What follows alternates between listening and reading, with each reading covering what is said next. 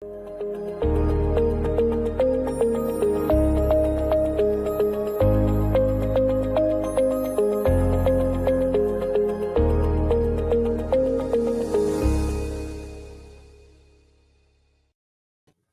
Lois. Good morning, Haley. Happy summer morning. Very warm morning. We've arrived at episode 9. Can you believe it? I cannot believe it. What a great, wonderful set of women that we've just had on the show. They've all been so inspiring, and we have another inspiring woman this morning. Yes, yeah. We have Cynthia Fortlage with us this morning. She was the winner of our 2024 Women in Digital Women's Advocate Award in EMEA. She's normally in England, but she's joining us, I think, today from the south of France. So let's bring Cynthia on. Hi. Hi, Cynthia. Welcome. Cynthia. Thank you. And good morning, Haley. You're in an amazing place this morning. Oh my goodness. Absolutely. It's, wine country, which would be great if I wasn't sober for the last 2.5 years, but yeah. It's still beautiful. Wonderful. It is. Well, we're so glad that you could join us. Thank you so much for taking the time. I know our audience is incredibly excited to hear our conversation today. So Lois, we'll catch you on the backside. Sounds good. Yeah. Thanks. Yeah. Cynthia, I'm so looking forward to this conversation. And I want to just start off by giving you a personal word of thanks for helping me so much in preparation for this talk and with all of your reading and research. And I've been studying up on your work. So you are the founder of the FORTLAGE Collective, which is an award-winning global firm that helps leaders with inclusive leadership. You work with leaders on inclusivity. Yeah. And I was hoping to start off by helping define for our listeners, what is inclusive leadership and what really drew you to this work? Wow, we start off right with a loaded question. Thank you. Diving in. Well, absolutely. Well, I think it's important for the viewership to realize that when we talk about inclusion, first of all, we're talking about inclusion for everyone. So it's not just the segment or an identity, it's everybody. And from a leadership perspective, when we talk about inclusive leaders, really we're talking about kind of 3 aspects. One is the leader themselves. The second part is the developing that leader, a skill set, of which I call inclusive intelligence. So inclusive intelligence, think of like emotional intelligence and cultural intelligence. Well, this is inclusive intelligence. It's a skill set that needs to be developed and practiced. And of course, that leader needs an ecosystem in which to thrive.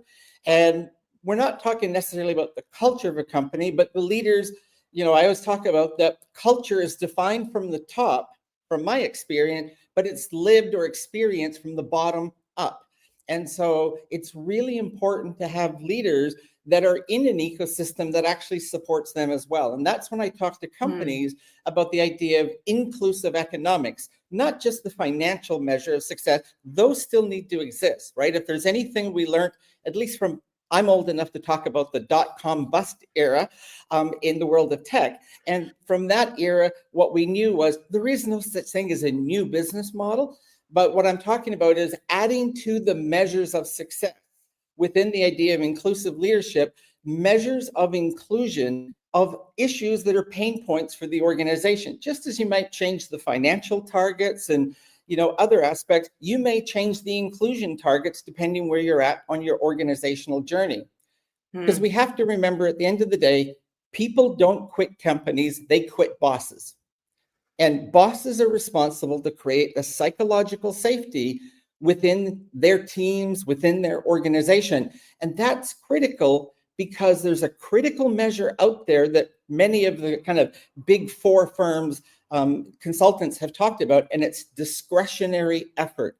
And every employee brings about 15% of discretionary effort with them. You're not paying for it. Think of it, instead of 100%, everybody has 115%. You're paying for the 100, but if you want to access that 15, you need to create an inclusive workspace because discretionary effort is not guaranteed, and leaders need to earn the opportunity in order to gain it. So, and I know we'll talk about some other measures, but at the end of the day, that's what inclusive leadership is about. And how did I get here? Well, I think, as you know, and some of the audience may know, I was a former CIO with a little over 30 years experience in that role. I left my organization at the time under an NDA, unfortunately.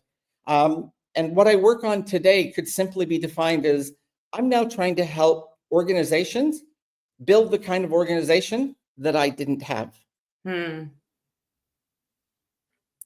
Your work is both deeply personal and also business oriented. So you talk about your personal experience, you talk about the values that drive leaders to want to become more inclusive.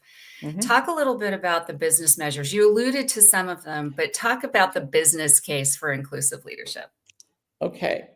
So when we talk about it, you're right, is the fact that inclusion is driven by performance and values, right? So that we talk about value statements and so forth. But what is the business? And look, the rationale that I got to this point of view was in my 30 years as a senior executive, as part of the executive team, we never made decisions at extreme points of view. There was always decisions in what I call today the messy middle, right? And so that means there's trade-offs, there's compromise, there's things we have to work through.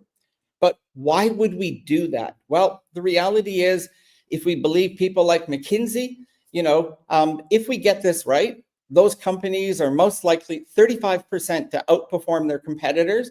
If we believe Harvard Business Review, they're 70% more likely to capture new markets. If we believe people management, their employees are 87, that number blows me away, 87% better decision makers. And if your leadership team became inclusive and diverse, 19% higher revenue, according to Boston Consulting Group. And according to Clear Company, if you actually achieved the most desired gender balance, and in their language, they're only talking male, female, simple binary construct, 41% higher revenue. I mean, to me, those are great goals, great KPIs to go after, but that's not where it's at, because let's talk about risk for half a second. In the US, the average penalty for an exclusion related case is about $40,000 is the settlement. That doesn't include legal. In the UK, that's little over £27,500, and that does not include the average of about £8,500 of legal fees. Now, we know that statistically, the complaints that come in, usually through tribunals or labor lawyers, etc., 1 in 1,000 employees. Well, if you're a 1,000-person company, you've got 1 employee. What if you're a 10,000-person company? You're looking over $250,000 in whatever currency of risk and potential liability for not getting this right. And then we look at that discretionary effort number that I threw out, the 15%. That's a bonus on top of all of this. So inclusion is not a strategy, and it's definitely not a side project. It has to be front and center in talking about how we drive performance within an organization right from the core up. So in your writing, you talk a lot about the double bind, and you share a story that I think is fascinating, the story of Bicycle Face. And I'm going to ask you to share that story with our listeners, but talk a little bit about why you believe imposter syndrome, which probably all of our audience is familiar with as a concept, why you feel like that's a myth. Well, I have to thank Reshma Sujani, the founder of Girls Who Can Code. In her 2023 Smith College commencement speech, she talked about why she no longer is going to defend imposter syndrome when she gets asked about it, which she did a lot. And she talked about Bicycle Face. And so the reality is, well, what is bicycle face? Well, in the 1800s, there was this myth that came from women riding bicycles.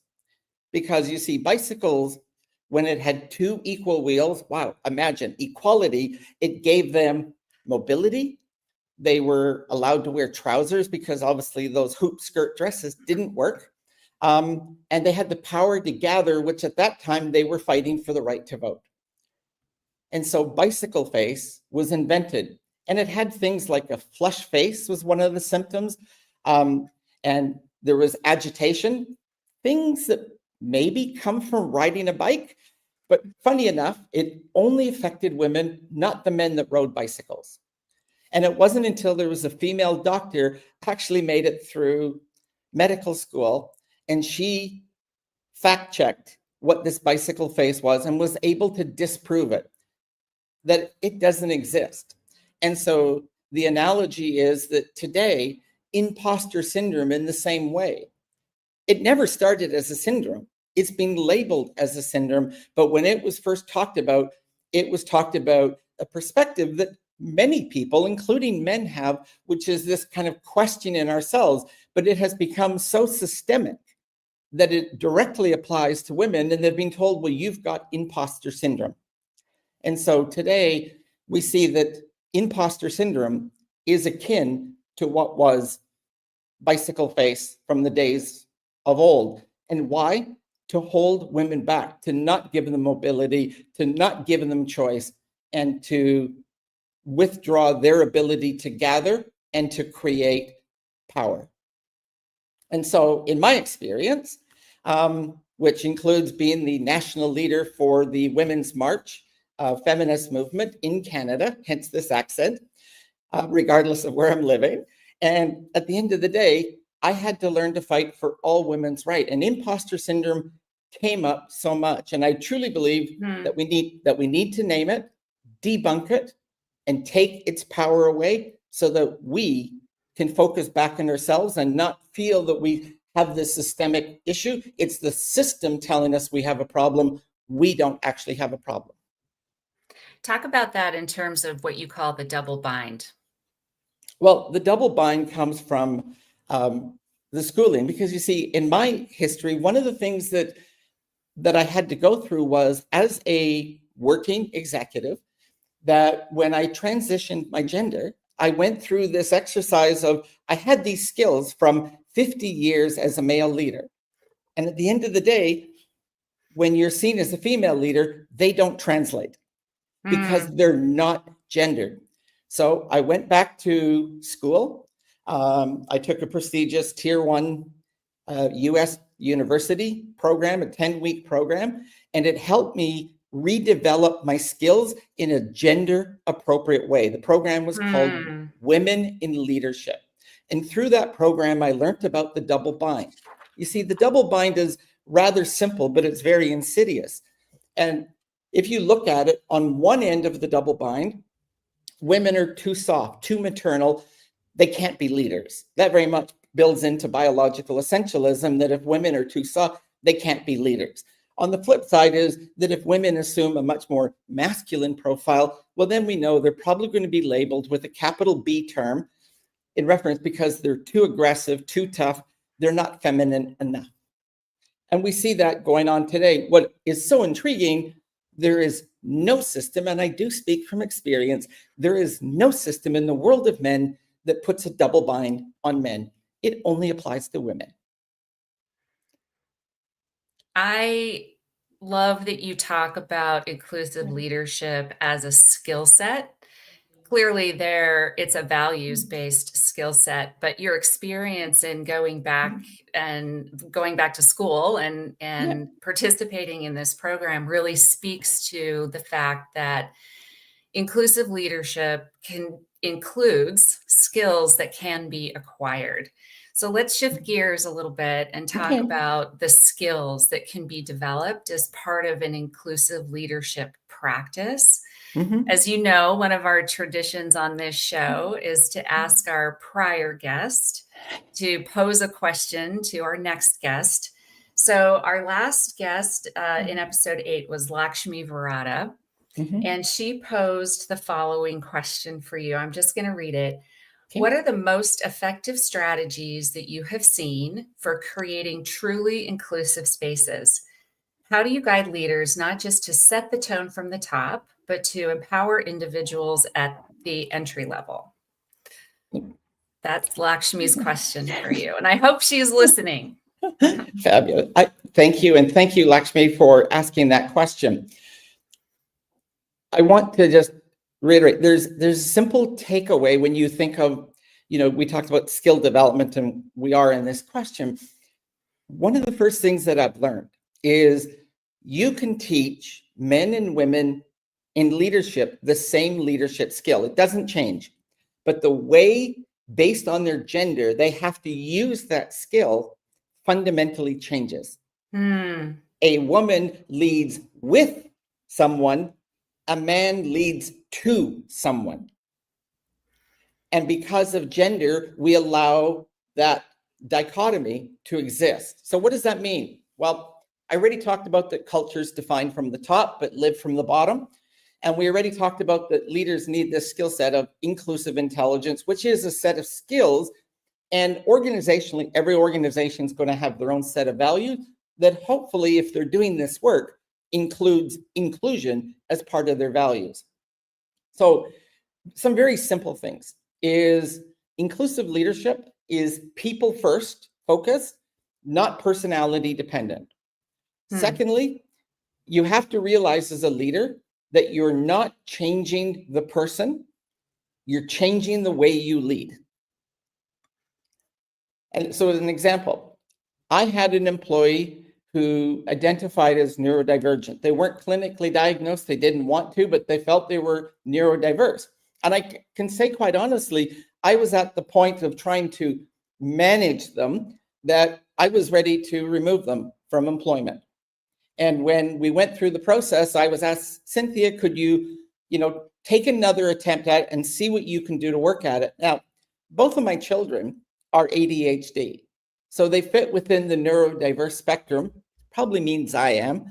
But what I did is I had learned a lot of skills as a parent, learning to parent my ADHD children. Now, I wasn't parenting my employee, but what I did is I worked with that employee in order to help them adapt the way they work to what we needed as outcomes. The outcomes don't change. That's driven by the company. What I did was just adapt how we get to a successful point. What is so amazing that we went through many iterations, but the nice thing was at the end of the day, their productivity increased tenfold because I changed the way I lead, not them. And yeah, go ahead. I don't want to interrupt you. No, that's okay. I was just going to say, and one of the things I did that was fundamentally different was, as a CIO, I could gatekeep everybody approaching my developers, my network people, my systems people, whoever, to get their pet project looked after. And what I did is I took away that gatekeeping because I was part of the executive teams. We were going through, lots of various matrices to deal with priority management and, deliverables, and that didn't change. So that particular group and what was hot and important for them, we were still having regular stand-ups, regular meetings, and those were places of accountability when somebody wanted to change gears. And the other part was that I trusted my employees. We had to develop and build it, but it wasn't simply, well, go do this because I tell you. It's, I hired you to do that job. I trust that you can do that job. If you don't, or you're not sure, come see me. But my ask was not that you were an expert in that role, but you develop a network of others who make you an expert because you have people you can get answers from. And at the end of the day, that trust in working with my peers at a peer level and trusting my employees and being the go-between to manage what I call the trust matrix allowed us to do that. So the core skills we're talking about: building trust, listening deeply to each employee, tailoring the feedback because not every employee is the same, and lead the people, not the role. I think that story and what you're describing there speaks to something that is so compelling for me about your work. With respect to inclusion training, Yeah. one of the things that I find really interesting about your writing and your research is that you talk about the challenge of creating acceptance, but falling short of understanding. And so I'd like you to talk about maybe one important aspect of an inclusion practice that can overcome that challenge of falling short of understanding, checking the box of acceptance. Yeah, absolutely. And so the phrases I've trademarked it is acceptance without understanding. In other words, you do not need to understand another human being in order to make a choice to accept them. Hmm. That's the simplest. It is removing judgment. That's it. So one of the things that really helps in terms of developing leaders in the practice is self-awareness. And one of the ways that I work with teams to do this is some people may be familiar with the exercise called a privilege walk. Now, most people, when they do a privilege walk, or if you go on YouTube and search privilege walk, you will see at universities, schools, and businesses, many organizations have done a privilege walk, but it's a very visual exercise. You see where the other people are. You see how far ahead you are or how far behind you might be.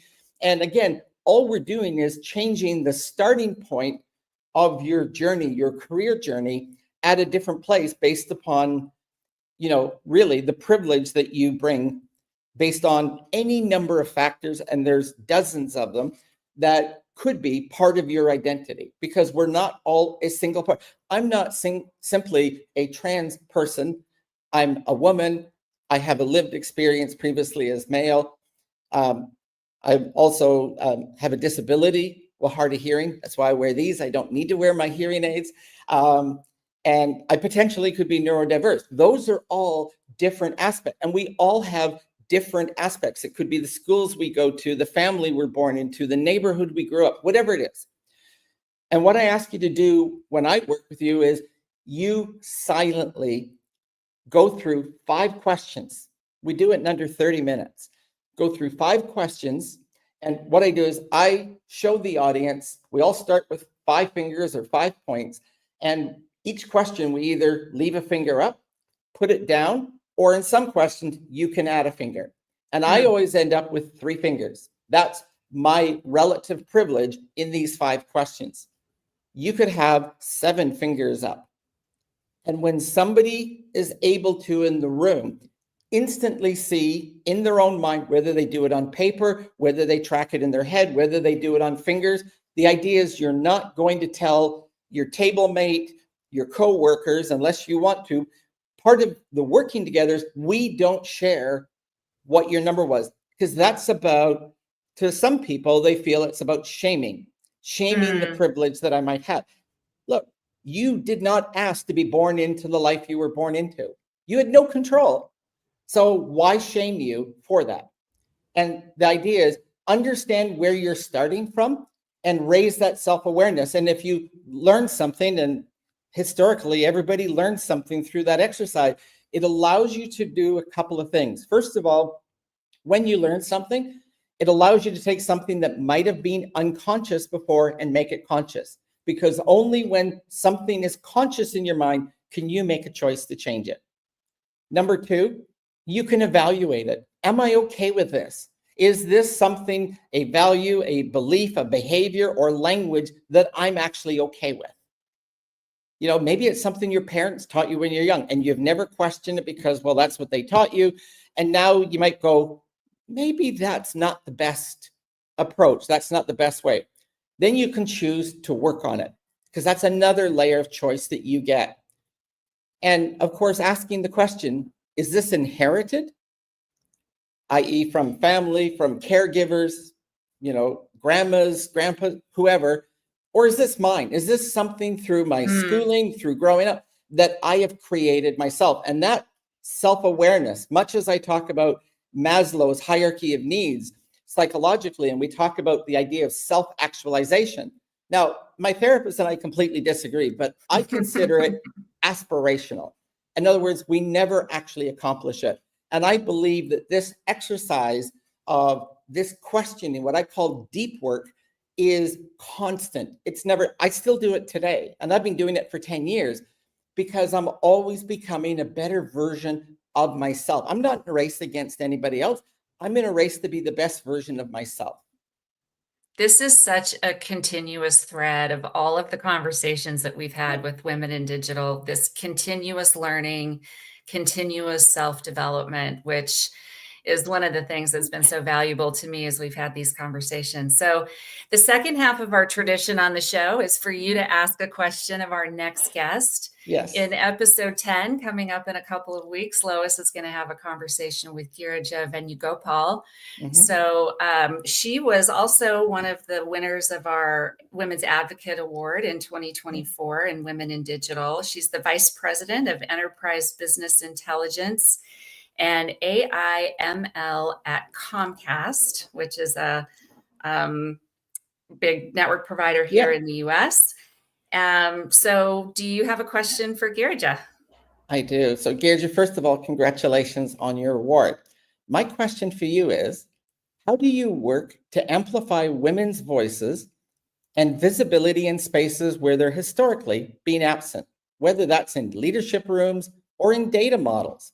And how do you keep the human story alive, especially when bias, both human and algorithmic, can so easily flatten or erase it?